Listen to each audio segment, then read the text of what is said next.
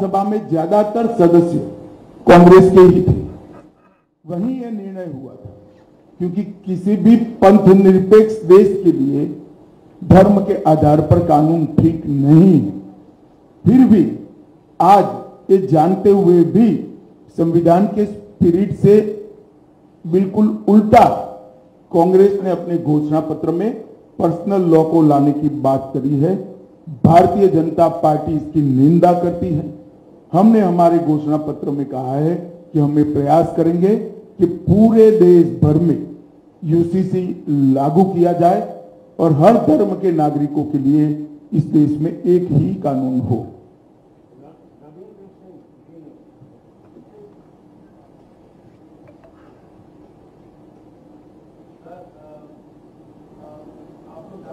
नारा लगा रहे हैं, उसमें लक्ष्य रखे हैं, उसमें कर्नाटक की बात भी आपने कही है। कर्नाटक में आपके सहयोगी जेडीएस के एक नेता रेवन्ना के कई आपत्तिजनक वीडियो का दावा कांग्रेस कर रही है और उसको लेकर आप लोग पर भी आरोप लगा रही है कि उनका बचाव कर रहे हैं। देखिए, श्री रेवन्ना का जो समाचार पत्रों में और चैनलों में चल रहा है वो बिल्कुल आघातजनक है। ऐसा सहन किया ही नहीं जा सकता और भारतीय जनता पार्टी का स्टैंड बहुत स्पष्ट है।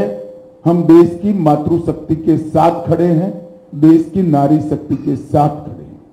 नरेंद्र मोदी जी का पूरे देश को एक कमिटमेंट है कि कहीं पर भी मातृशक्ति के अपमान को सहन नहीं किया जाना। परंतु कांग्रेस पार्टी जो हम पर आरोप लगाना चाहती है, मैं छोटी सी बात पूछना चाहता हूं, वहां सरकार किसकी है? सरकार कांग्रेस पार्टी की है। फेक वीडियो आपके ध्यान में ही होंगे क्योंकि टाइम पर रिलीज किए गए हैं। और अब तक कार्यवाही कांग्रेस पार्टी ने क्यों नहीं की? कार्यवाही हमने नहीं करनी है। ये लॉ एंड ऑर्डर का इश्यू स्टेट का इश्यू है।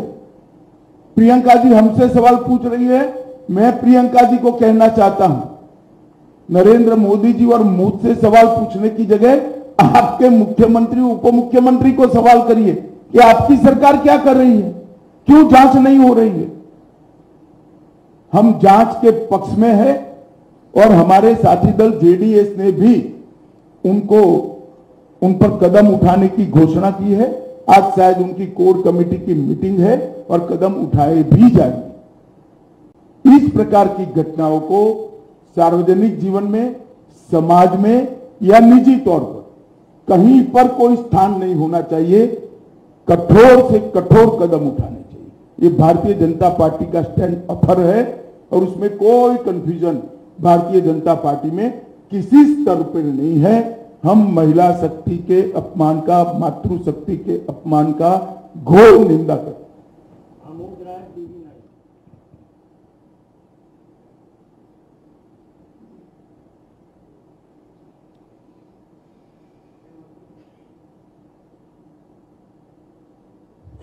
गृह मंत्री जी, एक कांग्रेस में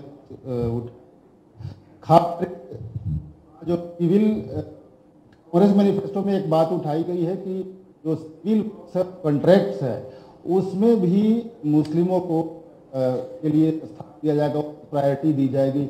इसको लेकर क्या कहेंगे? देखिए, मुझे लगता है कि कांग्रेस पार्टी जीतने के डेस्परेशन के अंदर सामान्य विवेक भी खो चुकी है। जो कॉन्ट्रैक्ट है वो तो कौन फर्स्ट लोएस्ट है, सेकंड लोएस्ट है, इसके आधार पर तय करना चाहिए।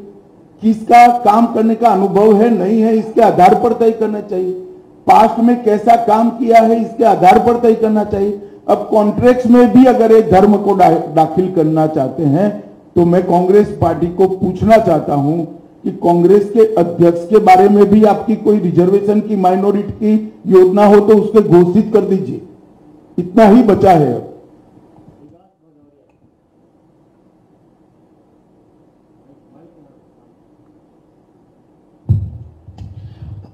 अमित जी, मेरा सवाल ये है कि प्रधानमंत्री बार बार ये कह रहे हैं कि 100 दिनों के अंदर वो एक बड़े फैसले लेने वाले हैं। उनकी सरकार कई बड़े फैसले। विकास जी, 100 दिन होंगे, मालूम पड़ जाएगा। हम ही जीत कर आने वाले। थोड़ी क्यूरियोसिटी को शांत करें। चलिए, मेरा सवाल ये है, क्या कुछ नहीं निकलेगा भैया, क्यूरियोसिटी शांत रखो। समान ऐसे नहीं नागरिक बोल रहे। संहिता को लेकर बार बार ये कहा जा रहा है कि शायद 100 दिन के भीतर लागू हो जाएगी। वो आपकी एक कल्पना है। हमने हमारे घोषणा पत्र में 5 साल के घोषणा पत्र में रखा है, उचित समय पर हो जाए।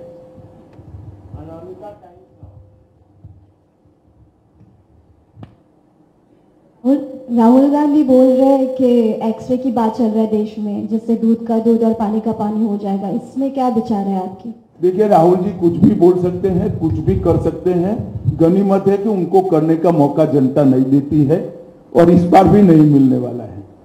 धन्यवाद। अब शायद वीडियो ठीक से प्ले हो पाए। मैं यहाँ कहकर जाता हूँ, भारतीय जनता पार्टी की सरकार बनेगी तो एक गैर संवैधानिक मुस्लिम रिजर्वेशन को हम समाप्त कर देंगे। ये अधिकार तेलंगाना के एससी, एसटी और ओबीसी का है, वो अधिकार उनको मिलेगा और मुस्लिम रिजर्वेशन को हम समाप्त कर देंगे। भारतीय जनता पार्टी की सरकार बनेगी तो एक गैर संवैधानिक एससी, एसटी और ओबीसी का है, वो रिजर्वेशन को हम समाप्त कर देंगे। रिजर्वेशन को हम समाप्त कर देंगे। हम कम से कम 12 सीट जीतेंगे, 12 से आगे भी जा सकते हैं। अमित भाई, आप लगातार प्रचार में जा रहे हैं और आपकी पार्टी लगातार कह रही कि कांग्रेस है, अपीसमेंट करे। आपने उसके मैनिफेस्टो को भी जिक्र किया, पर विपक्ष के कई नेताओं का यह कहना है कि आप भी तो राम के नाम पे वोट मांग रहे हैं। हमने राम पे नाम पर कभी वोट नहीं मांगा। हमने हमारे समय में राम मंदिर बना वो बता रहे हैं, और उन्होंने प्राण प्रतिष्ठा के कार्यक्रम का बहिष्कार किया माइनॉरिटी वोट के डर से, वो बता रहे हैं। वोट देने का काम जनता को करना है। हमारे घोषणा पत्र में राम मंदिर बनना चाहिए और भारतीय जनता पार्टी कानूनी तरीके से राम मंदिर बनाएगी। वो 89 से हम 85 से कह, आज से नहीं कह रहे। और राम की ही कृपा है कि अब घोषणा पत्र में रखने की जरूरत नहीं है, मंदिर बन चुका है। अमित जी, दिग्विजय सिंह कह रहे हैं कि आप उनके बढ़ने की दुआ कर रहे हैं और केजरीवाल की पत्नी कह रही हैं कि जेल में बीजेपी उनके पति को मारने की कोशिश कर रही है। चलिए, ऐसी चीजें आपके अलावा शायद देश में कोई नहीं मानता है। जेल उनके पास है, जेल दिल्ली सरकार आपकी है, आप पार्टी के पास है, जेल का प्रशासन हमारे पास नहीं है। अब उनकी ही सरकार उनको मारने की कोशिश कर रही है तो उनको ही चिंता करनी चाहिए। फिर भी मुझे लिख कर कुछ भेजेगी तो हम कदम जरूर उठाएंगे। धन्यवाद। अमित जी, लास्ट आखिरी सवाल असम से ही है कि आप लोग कह रहे हैं कि इस बार वोटों में इजाफा हुआ है, वोट सीट का व्यवधान बढ़ेगा इस बार असम में, तो ये लोगों का कांग्रेस के प्रति मतलब खफा कांग्रेस के प्रति है, इसीलिए आपके तरफ रुझाव है या आपके कामों के? हमें नेगेटिव वोट नहीं मिल रहा है। नरेंद्र मोदी सरकार और हेमंत बिस्वा शर्मा सरकार के अच्छे कामों के कारण एक मजबूत पॉजिटिव वोट बैंक आसाम में जनरेट हुई है। हमारा पॉजिटिव वोट मिल रहा है, सकारात्मक वोट मिल रहा है। चलो भैया, हो गया। चलो, धन्यवाद।